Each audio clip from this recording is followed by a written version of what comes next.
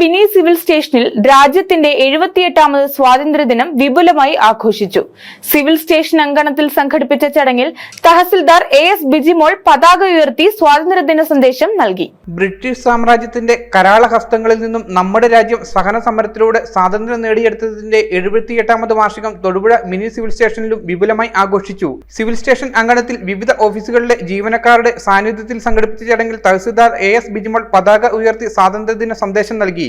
Headquarters deputy tahsildar Anithamol VPയുടെ അധ്യക്ഷതയിൽ നടന്ന ചടങ്ങിൽ LR tahsildar KH Zakir, deputy tahsildar KS Bharathan എന്നിവർ ആശംസകൾ അർപ്പിച്ചു. News bureau MD news.